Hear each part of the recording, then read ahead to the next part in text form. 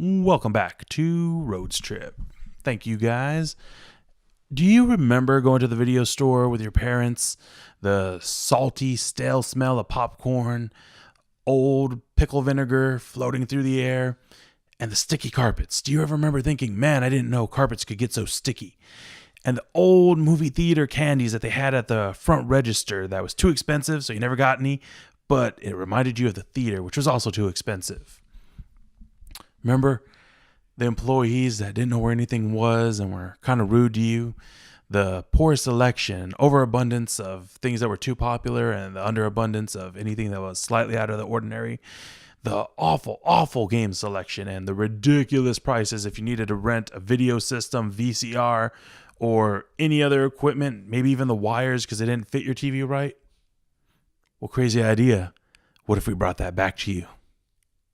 What killed the video store? Streaming services, right?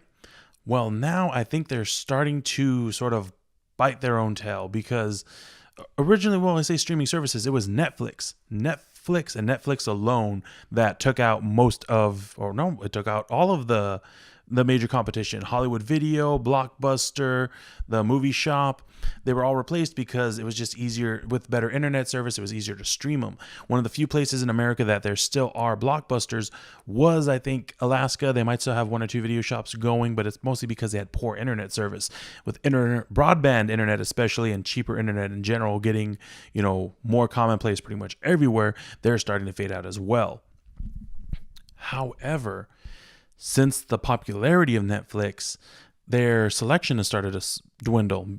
Before, you could watch all kinds of old movies on it, but now they're starting to focus more on original content. The reason that is because they got so popular that the studios that they were renting the licenses from for their old movies started thinking, hey, we can make money off this too. So Hulu came up. They had a deal with, I think, Fox and a bunch of other creator studios. Amazon started its own streaming service that had old videos as well, because it was also, on top of buying books originally, you could also buy a lot of older movies on it. So they had the license to stream those. But now they're starting to create a lot of original content. And Disney wants to have everything streaming on itself as well. And I know there are a ton of Disney fans who watch either Hulu or Netflix just for their Disney licenses. So it got me thinking, I think if you went for most of the services, it would be a few $100s. It would be almost close to $1,000 if you had every single streaming service.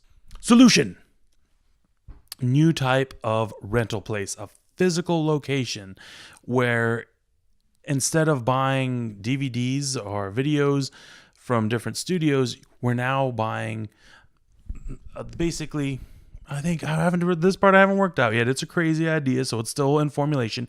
Instead, we have maybe a type of USB box or something like maybe a Blu-ray or Wi-Fi type enabled device.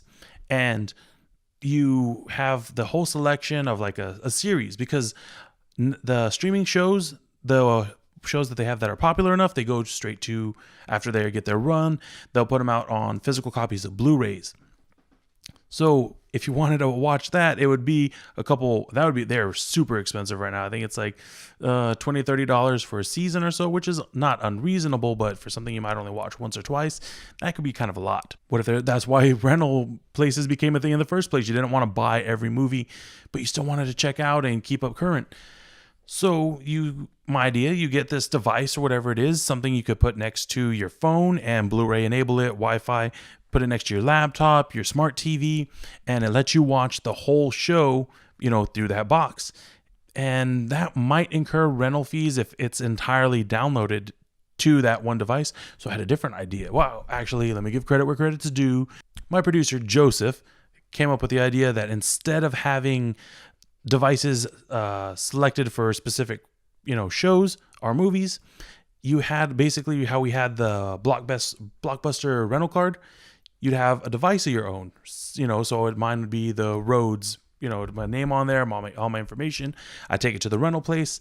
I go on their computer, whatever, and I line up the shows and movies that I want to watch. Boom, put it in, quick download, upload, and whenever the movie's out of its rental time, then it just sort of deletes itself or is unreadable. They have a similar program like this with, I think, the ebook rental situation from libraries. You can sign onto a program, loan out ebooks from the library, and once your time is allotted, it deletes itself.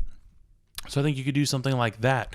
And then if you have like a family plan, for a couple extra boxes, you get one for you, your spouse, the kids, and if you want to like loan them out, you can, but if they get lost, that's kind of your responsibility. So basically, if you don't want to get internet service, or you have bad internet service, which might be the case more for people like me living out in the country in the middle of nowhere, you go to the rental place when you can. You load up on everything that you hear is popular. I want to check out something from Netflix. I want to check out something from Hulu, from Amazon, from a bunch of different things. I got so many rentals. It's either rent by the video or rent by the subscription. However you do, it's going to be a lot easier, I think, for the company that started this to just say like, okay, it costs us like $15 to make this device, probably a lot cheaper. And, the subscription fees we're going to get, they're going to pay more than enough for us to sell, our stale popcorn, our overpriced whatever, snacks that we got in there, and to pay off the studios. And I think everybody'd be happy from this. Let me know what you think. Do you think this is something you'd like to try? Maybe relive the experience of going to a horrible Blockbuster Hollywood Video situation, but hopefully not that bad. Maybe something kind of cool, which is how Blockbuster started out. So it'll definitely start out cool and then get lame as time goes on, and they find a way to like make teleportation and 3D printing, more accessible. I think this would be a cool idea. Tell me what you think. As always, thank you again for tuning in to RodezTrip. Please jump on with us next time. You can find more video and content on YouTube. Check us out if you can on streaming. Check out our Patreon. Streaming. What the heck? Everything is streaming. My God. I'm an idiot. Mostly on YouTube, also on Facebook. We have Twitters. Contact us personally, questions, answers, requests. If you want to hear your music played on here, get a hold of us. Thank you again for everybody who's letting us use their art or their music and such. All credits should be in description. Let us know if they're not. If you think I'm wrong about this, please tell me. Deuces, mooses.